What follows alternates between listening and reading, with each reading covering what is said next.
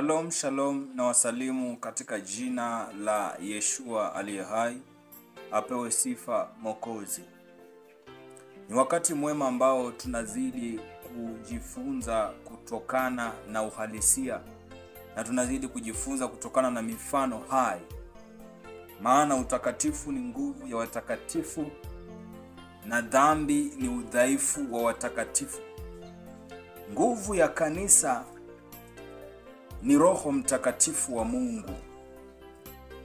Na Roho Mtakatifu wa Mungu, hii ni nguvu inayosababisha kanisa kuishi utakatifu. Wakati hatupo pamoja, katikati yetu hayupo Roho Mtakatifu wa Mungu, tunakuwa tunaishi dhambi. Watu wa nje wanaweza kutuona sisi ni watu waliotubu, watu walio na moyo wa Mungu, watu wanaoenda kanisani kila siku, lakini ndani yetu ni mbwa mwitu. Maana wao wanaona kwa nje, wana hukumu ya macho, lakini wahukumu ile hukumu ya haki. Haki ni nini? Haya ni matendo ya ujazao moyo wa mwanadamu. Mungu anasema anataka watu wenye haki. Haki ni wema ndani ya moyo wako. Moyo usio na mawaa wala makunyanzi ni moyo wa haki. Moyo wenye hasira sio moyo wa haki. Moyo wenye majivuno sio moyo wa haki. Moyo wa kupenda dunia sio moyo wa haki. Moyo wa kupenda utajiri sio moyo wa haki. Moyo wa kupenda usherati na uzinzi sio moyo wa haki. Moyo wa haki, huu ni moyo ambao ni Mungu tu anayeishi ndani yake. Huu ni moyo unayemtegemea Mungu tu, bali hauangalii mambo yoyote. Sio moyo wa dini, sio moyo wa makanisa, sio moyo wa manabii, bali ni moyo wa utakatifu wa Mungu tu na maandiko yake matakatifu. Maana ninyi mtakamilika kwa neno la Mungu aliye hai. Hamtakamilika kwa kwenda kanisani, hamtakamilika kwa vitu vingine. Mtakamilika kwa neno la Mungu tu. Hamtakamilika kwa maono ya usiku. Nabii anasema nalichukuliwa katika roho. Nikafanyaje? Hamtatakasika kwa hayo. Bali maandiko yamesema ninyi mmekuwa safi kwa maneno niliyowaambia. Mtatakasika tu kwa neno la Mungu. Jambo la kwanza, ukitaka kujua wewe hujaokoka, huna Biblia kwako. Na kuna wengine wana Biblia, lakini Biblia zao ni za miili tu. Maandiko yanasema nitaagana na watu wangu ya kwamba sheria zangu hazitakuwa tena katika mawe ya Torati ambayo nalimpa Musa hayo, bali nitaziandika kwa kalamu ya chuma kwenye mioyo yao. Kalamu ya chuma, hii ni kalamu inayoandika maandiko ambayo hayafutiki. Kalamu ya chuma ni Roho Mtakatifu atakavyoingia ndani ya moyo wako. Huyo ndiyo agano la Mungu alilofanya na watu wake wa siku za mwisho. Haleluya. Watu watasema ni aje tunaishi nyakati zilizotabiriwa. Mimi nakuambia sisi ni mwisho wa unabii wa maandiko. Yaani sisi ndio kizazi cha mwisho kinachotimiliza maandiko. Sisi ndio kizazi ambacho mpinga Kristo atainuka tukiwa hai. Sisi ndio kizazi ambacho kitamuona mwana wa Mungu wa pili akitenda kazi yake duniani. Sisi ndio kizazi ambacho kitauona unyakuo kwa macho yetu. Kwa hiyo ni wewe mwenyewe, maamuzi yako ya kusaidie. Wokovu haulazimishwi. Wokovu ni mwito. Ndio maana anasema Mungu anakuita. Sio kwamba Mungu anakufunga minyororo akuvute kwenye wokovu. Anakuita. Akasema tazama, nasimama na kubisha mlangoni. Yeye atakayesikia sauti yangu na kufungua, nitaingia na kukaa pamoja naye, nami nitakula na kuvaa, nitafanya kila kitu pamoja naye. Maandiko akasema nalikuwa sina makao, ninyi hamkunipa makao. Yaani Roho Mtakatifu sasa hivi anakuwa anazunguka duniani, lakini hana makao, ili hali mmekaza mioyo yenu. Mnaleta hekima na ushawishi wa dunia. Haleluya. Haleluya, haleluya. Kuna nchi ambayo Mungu anaiumba nyakati za mwisho. Na hiyo nchi ambayo Mungu anaiumba duniani ni mfano wa nchi ya ahadi, Yerusalemu mpya. Hiyo ndo nchi ambayo Mungu anaihuluku nyakati za mwisho. Na pia Mungu wakati anaiumba hiyo nchi, anaumba pia wananchi wa hiyo nchi. The citizen of heaven are being prepared in this end time. Hallelujah. I preach the end time message. Na mahubiri ya nyakati za mwisho na unyakuo wa Mungu. Mungu anakuja kulinyakua kanisa lake takatifu. Mpinga Kristo, kabla hata ya unyakuo, kuna hatari nyingi zitakazo likumba kanisa. Nikisema kulikumba kanisa, mnadhani ni majengo. Kukukumba wewe ambaye unamkiri Bwana Mungu. The name of the Lord is a tower. Wale wamtumainiao Mungu hawatatahayarika, bali wataokoka. Haleluya. Apewe sifa Mwokozi. Leo nataka nihubiri unabii ambao ni unabii mzuri sana wa nyakati za mwisho kwenye kitabu cha Isaya 41. Haleluya, haleluya. Ni nani aliyemuinua yeye atokaye mashariki? Bwana asema hivi. Hiyo ni 41. Isaya 41. Huo ni unabii mkubwa sana. Maandiko yanasema,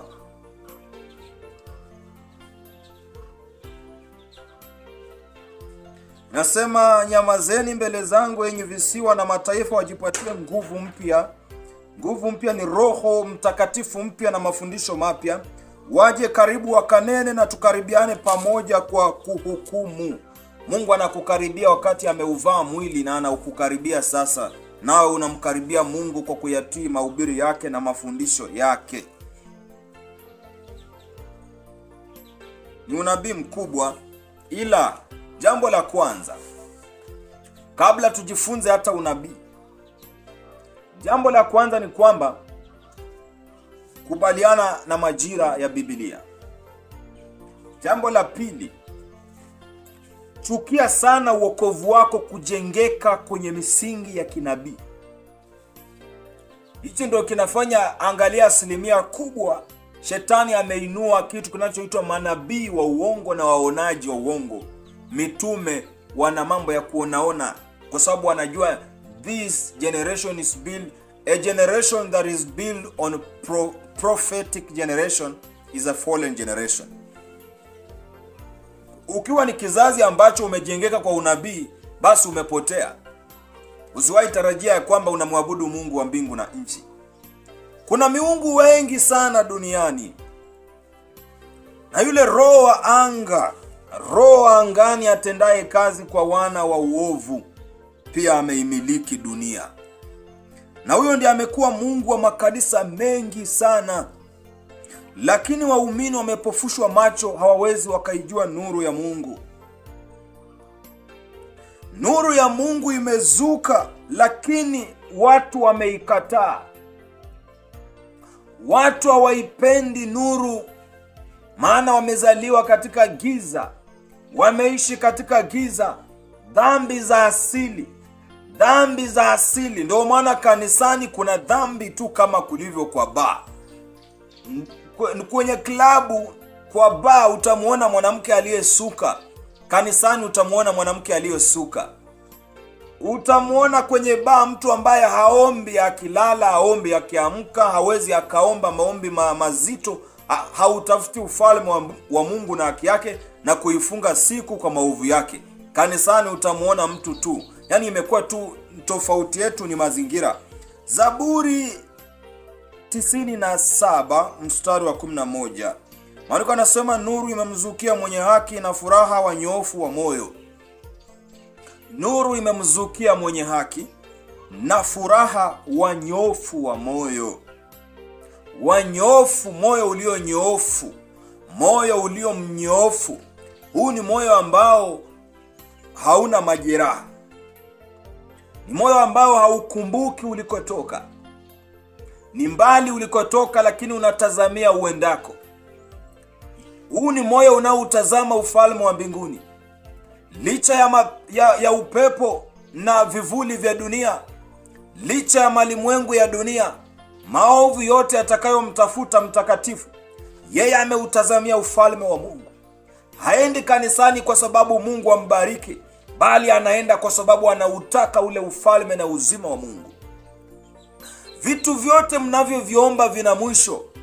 Mungu anaangalia duniani, anashangaa na wanadamu wakati wanadondokwa na machozi wakiomba magari na majumba. Mungu anashangaa, kwani hawa hawajui ya kwamba nimewaeka duniani kwa kitambo kidogo, lakini wanaenda kuondoka. Mungu anashangaa wakati mnaomba wachumba na ndoa. Mungu anashangaa wakati mmeibeba Biblia mikononi mwenu lakini haimo mioyoni mwenu. Mungu analiangalia kanisa, anahuzunika, maana hata hawajui neno la Mungu. Wao wanaenda kanisani kushauriwa tu na kuambiwa mambo ya wanafalsafa. Shetani amejua ulimwengu upo kwenye njia ya kuelekea katika vitu vya dunia.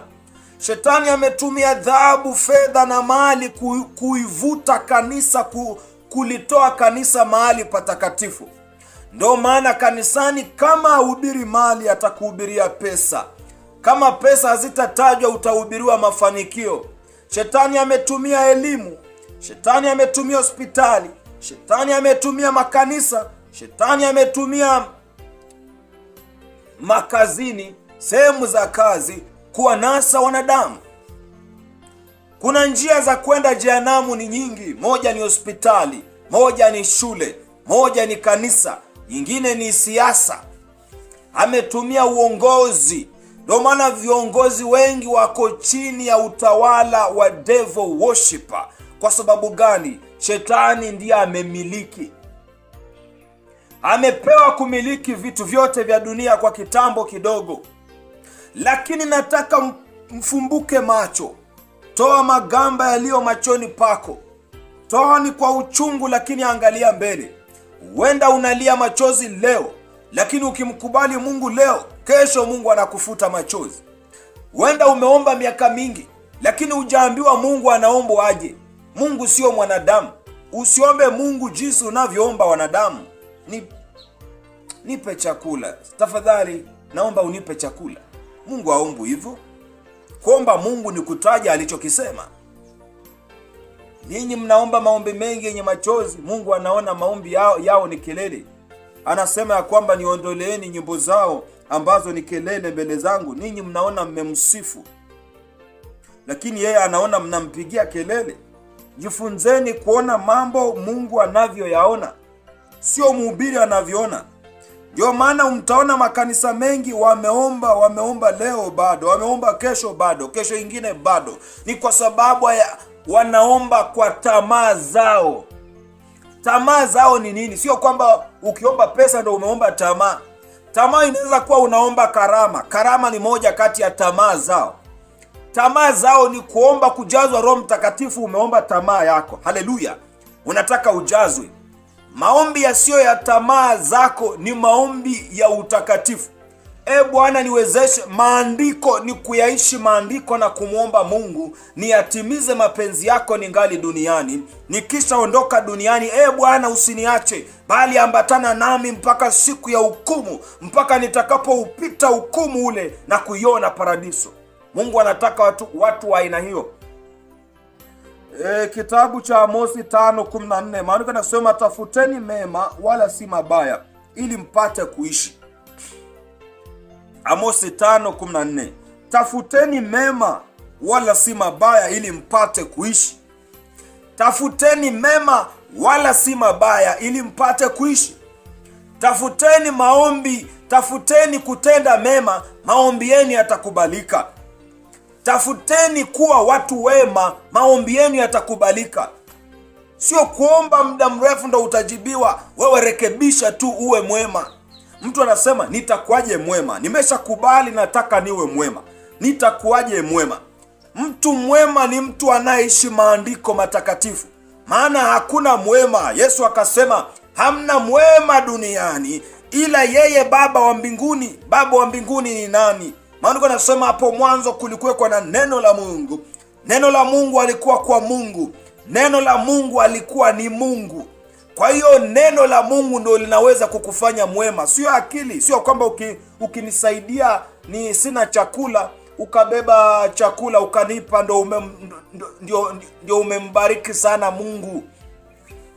Hujambariki huyo. Ni Agano la Kale ilikuwa ni mahusiano. Mungu alikuwa analeta mahusiano mazuri kati yako na nani? Kati yako na jirani yako.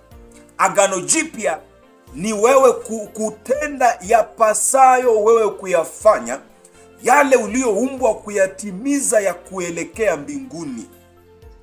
Yaani huwezi kumtendea Mungu wema wa aina yoyote. Mungu atendewi wema. Mungu ndiye anatenda wema. Daudi anasema, asante Bwana, umemtendea mtumishi wako ukarimu. Mungu anafaa kukutendea ukarimu. Unachohitajika ni kumtii yeye tu. Hiyo ndio wema ambao unaweza kumfanyia. Sio kwamba sina vazi ukanipa vazi. Wakati Biblia inasema ninyi hamuoni mili ni zaidi ya mavazi, wewe unabeba vazi unapea. That is something wrong. Hallelujah. We must go back to the old teachings. Toka kwa ubatizo wa maji mengi. Wacha kuogelea unasema umeokoka. That is swimming. You must come close to the Lord. Jifunzeni kutenda mema, yatafuteni mema, nanyi mpate kuishi. Kumaanisha atendaye mabaya amekufa. Ndio maana wana Roho Mtakatifu, maana wanatenda mabaya. Na hata wanaosema wana Roho Mtakatifu ni maruweruwe tu. Ni kunanena tu kwa vilugha ambavyo hakuna matokeo. Mungu asiye niachisha dhambi astahili hata kunenesha kwa lugha vilugha. Hallelujah. Nasema tafuteni mema wala si mabaya ili mpate kuishi. Uokovu ndio huu, ni kutafuta mema. Mema yanatafutwa wapi? Tafuteni mema katika maandiko matakatifu. Agano Jipya ni mema yote. Kuna tofauti ya mema ya wanadamu na mema ya Mungu. Mema ya Mungu ndio utakatifu. Mema ya wanadamu ni dhambi. Rameri masigla ridrahadrasika. Ndipo Bwana mwenye enzi Mungu wa majeshi ya mbinguni atakuwa pamoja nanyi, kama msemavyo yupo nanyi. Umeona, Biblia inajua ninyi mnasema mko na Mungu na hamna. Ndio maana inasema tafuteni mema wala si mabaya. Amosi 5:14. Tafuteni mema wala si mabaya ili mpate kuishi. Ndipo Bwana mwenye enzi Mwenyezi Mungu wa majeshi ya mbinguni atakuwa pamoja nanyi, kama msemavyo yupo nanyi. Hallelujah. Kwa hiyo ukitaka Mungu awe pamoja na wewe, unafaa uyatafute mema kwanza. Mema ni nini? Mema ni utakatifu. Utakatifu unatoka kwa Biblia. Hili ni maana yake nyepesi ni hii: tafuta kujazwa na neno la Mungu. Ukijazwa neno la Mungu, huwa likijaa ndani yako linaanza kuishi lenyewe. The word of God is a spirit. Neno la Mungu ni roho. Na unaona roho chafu ikimjaa mtu, si unaona anaanza kuishi matendo ya hiyo roho. Kwa nini wewe umejawa na Roho Mtakatifu? Wewe umejawa na roho ambayo ni maneno ya Mungu ndani yako na hauyaishi. Ni kwa sababu ni tamaa tu. Wengine wanasoma Biblia kumaliza Biblia. Biblia hii inakushauri usiimalize, maana haitakusaidia. Yesu mwenyewe akasema, mnayachunguza maandiko mkidhani yana uzima wa milele ndani yake, na mkakataa kukuja kwangu. Yohana 3:39. Mkakataa kukuja kwangu mpate kuwa na uzima. Maana maandiko hayo yanawaelekeza kwangu niwatie uzima ndani yenu. Mafarisayo ni watu ambao waliimaliza Biblia wakidhania watapata uzima kwa Biblia. Ninyi mna uzima ndani ya Biblia. Biblia hii ninyi hamna uzima ndani yake. Ninyi mna uzima ndani ya Kristo aliyezifanya mbingu na nchi.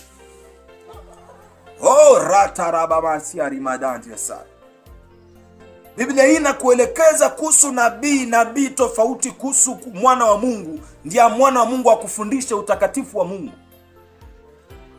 Wewe ukisoma Paulo alikaa magerezani. Unatafuta kwenda gerezani, unatoa gerezani hauna imani. Maana Mungu hajaingia na wewe gerezani kama alivyoingia na Yusufu. Kuna watu ribasa dalabasika Tafuteni mema wala si mabaya. Tendeni mema ni utakatifu. Utakatifu ni nini? Utakatifu ni wema wako mwenyewe, sio wenzako. Kuna atheist unaitwaje? Kuna watu hawaamini uwepo wa Mungu, na kuna watu ambao ni washirati wakubwa, lakini wanawasaidia sana mayatima. Wanawasaidia kwa sababu gani? Hiyo sio wema. Wema ni wewe mwenyewe ujitendee wema kwanza, kisha mtendee mtu. Ukibadilika, ndugu yako abadilike, shemeji yako abadilike, kunaanza kuwa na jamii ya watu wa Mungu. Mtu wa Mungu usitegemee kumbadilisha mwenzako, badilika wewe. Ndio maana injili, it is called revival. Revival, uvuvio wa Roho Mtakatifu. Huu uvuvio ni nguvu uinua wema, inainua nguvu za Mungu za kuishi matendo mema. Yaani ndio maana maandiko yanasema vaeni utayari miguuni mwenu upasayo injili ya amani. Yaani inamaanisha mimi nisipokuwa msherati, wewe sio msherati, usherati unaama katika jamii. Mimi nisipokuwa mwizi, wewe sio mwizi, vitu vyetu vitakaa salama. Yaani maana yake Mungu sio kukemea watu wa juu, Mungu ni kubadilisha walio karibu yako. Na Mungu huyu halazimishi kubadilika, lakini amekuambia tu wewe unayenisikiliza, badilika. Tafuta mema wala si mabaya. Inamaanisha ng'ang'ana sana utende utakatifu wala si dhambi, ili upate kuishi. Kuishi ni kufanyaje? Ni kuwa na uzima wa milele ndani yako. Maandiko yanasema mkiula mwili wangu na kuinywa damu yangu, mna uzima wa milele ndani yenu. Yaani mtaishi. Hasa haya mambo mawili, ni kuinywa damu na kuula mwili, unaishi, ndio umemaliza wokovu huo. Haleluya. Ndipo Bwana mwenye enzi, Mungu wa majeshi ya mbinguni, atakuwa pamoja nanyi kama mnavyosema mna Mungu. Mungu anavutiwa kwa mambo mawili: tenda mema, acha mabaya. Ndio maana kuambia tubu. Mtu anashindwa kutubu na dharani kwenda mbele za Mungu. Asante Mungu, Baba utukuzwe, Baba uabudiwe, Mungu mwenye enzi. Kutubu ni kujifunza mema na mabaya, ukayafata mema. Maandiko anasema kanisa la kwanza walikusanyika, Matendo 2, walidumu katika mafundisho ya mitume na kumega mkate na kusali kila siku hekaluni. Walidumu katika mafundisho, hawakudumu katika vitu vingine. Mafundisho, wakaumega mkate ni neno la Mungu na kusali. Walidumu wakifundishwa mema na mabaya. Hiyo ndio toba. Na unaomba Mungu, nisaidie haya mema niliyoyajua niyafanye.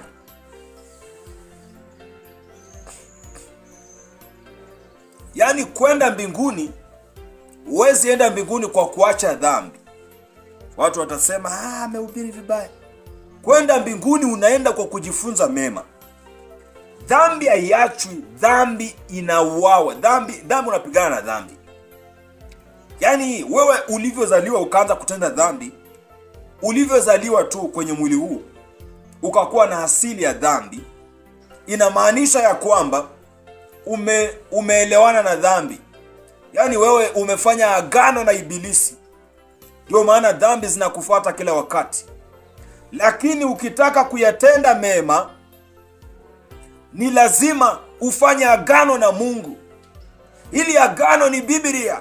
Umeambiwa shika masharti, ndo haya hapa, ili agano hilo liwe linafanywa wewe na Mungu. Amina. Agano lako na Mungu liko wapi? Mungu ameagana na watu, mkilishika neno lake, mkalitii, atakaa pamoja nanyi. Mkilishika neno lake, mkalitii, Mungu atakuwa ndani yenu. Mkilishika neno lake, mkalitii, anasema mkinipenda mtazishika amri zangu. Mkinipenda mtazishika amri zangu, nami nitamuombeni Baba, naye Baba atawapeni Roho Mtakatifu wa kweli. Yani huna Roho Mtakatifu maana haujazishika amri za Mungu. Obedience. Njia ya kupata Roho Mtakatifu haombwi. Roho Mtakatifu ni obedience. When you obey, you receive the Holy Spirit. When you disobey, you will never receive the Holy Spirit of God. Wakorintho wa kwanza 14 inasema, ufuateni upendo na kutaka sana karama za rohoni. Ufuateni upendo na kutaka sana karama za rohoni. Upendo ninyi mnatafsiri ni upendo wa wanadamu. Ufuateni sana upendo wa Mungu. Upendo wa Mungu ni nini? Mungu amesema nini? Mungu amesema mkinipenda mtazishika amri zangu. Kwa hiyo kama umeufuata upendo, inamaanisha zifuateni amri za Mungu. Ndio maana ya ufuateni upendo.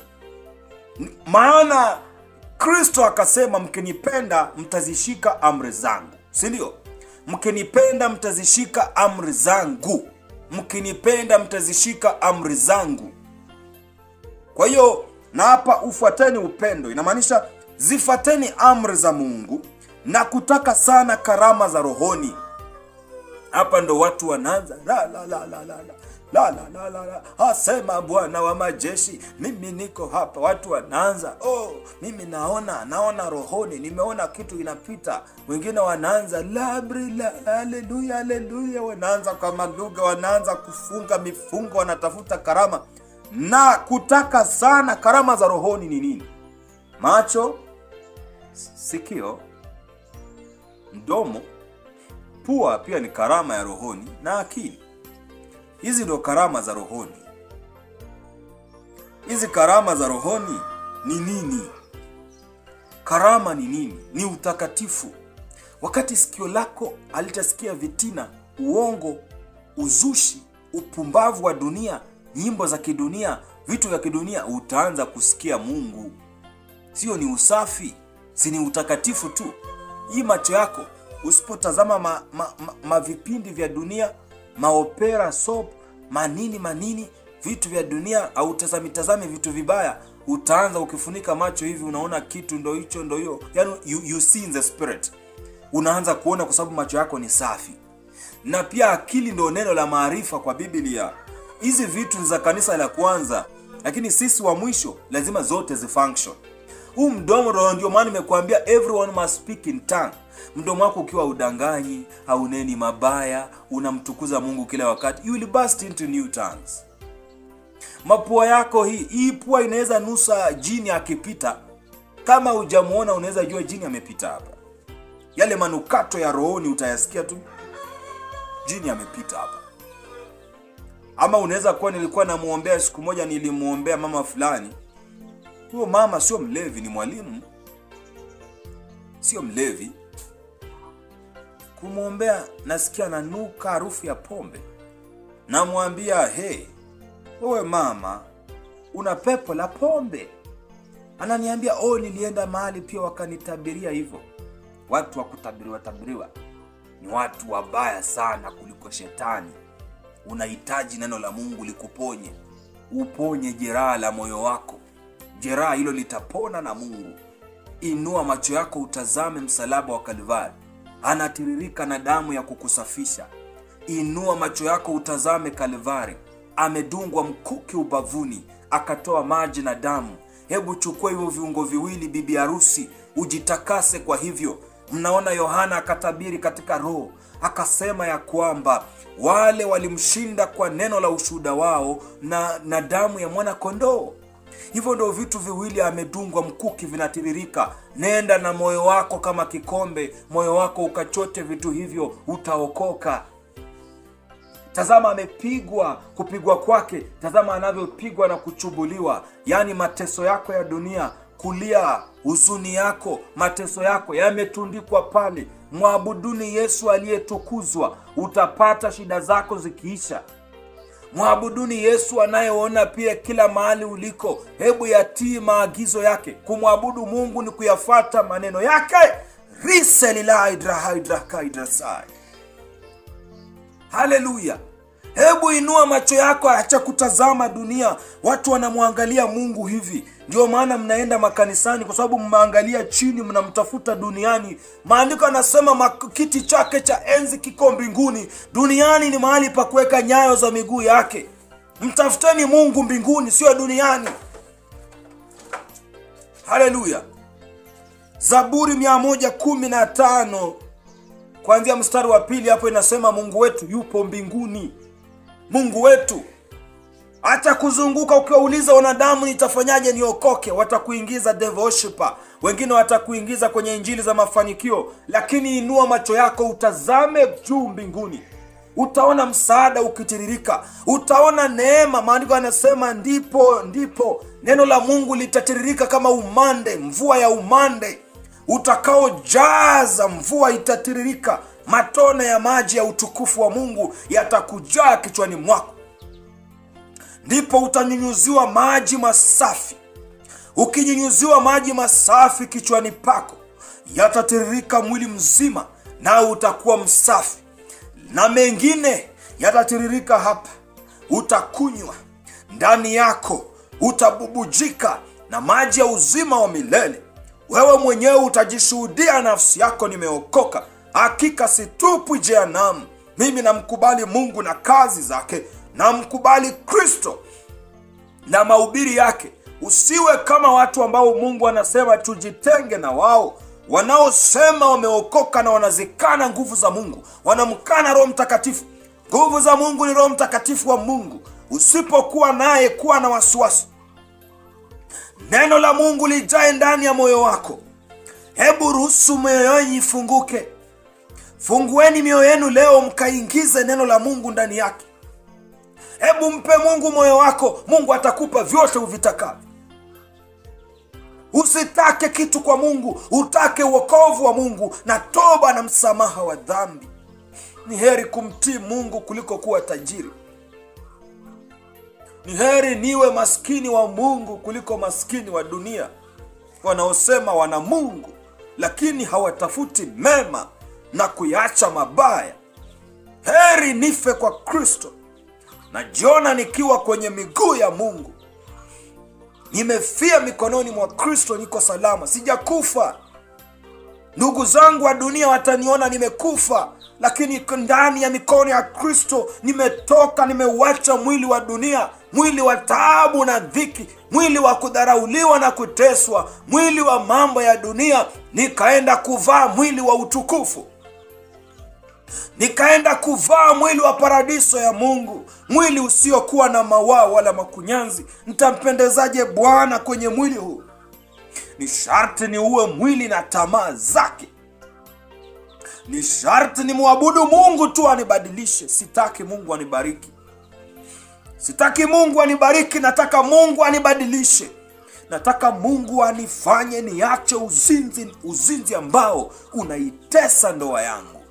Mungu anisaidie niache ufidhuli, ubatili na uovu naotenda ya ndugu zangu. Nimeumbwa kumpendeza Mungu. Nimeumbwa chombo cha ibada.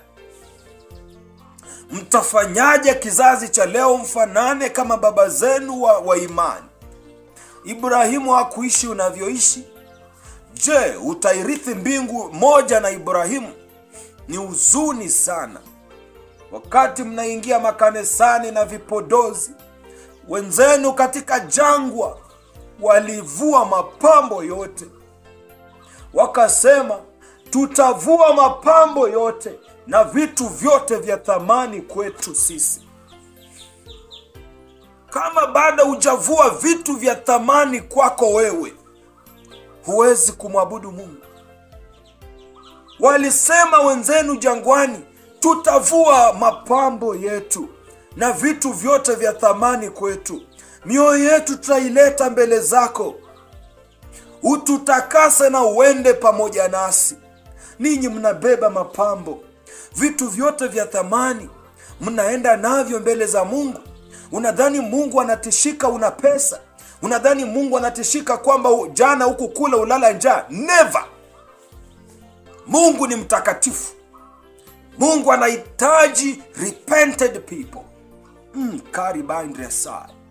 Mungu anataka watu waliotubu. Mungu hataki maskini wala tajiri. Maskini wa roho ni mtu aliyetubu. Tajiri wa rohoni ni mtu ambaye anaishi matendo ya Mungu. Pengine ninyi ni maskini wa mwilini na tajiri wa mwilini. Mungu yupo kwa ajili yenu wote. Wewe unayelia machozi, futa machozi. Mungu yupo kwa ajili yako. Wewe mwenye huzuni, kuna mfariji tu. Umekaza moyo. Umekaza. Mungu hapendi kumhuzunisha mwanadamu. Mungu hapendi uhuzunike. Atakusaidiaje wakati wewe una Mungu mwingine? Na vizuri unajua hakuna mwingine tena kama Baba yetu wa mbinguni. Hakuna. Moyo wako uliumbwa pasipo hela. Moyo wako uliumbwa pasipo utajiri. There is no time. Hakuna siku wala saa utajiri utakufurahisha. Apewe sifa Yeshua.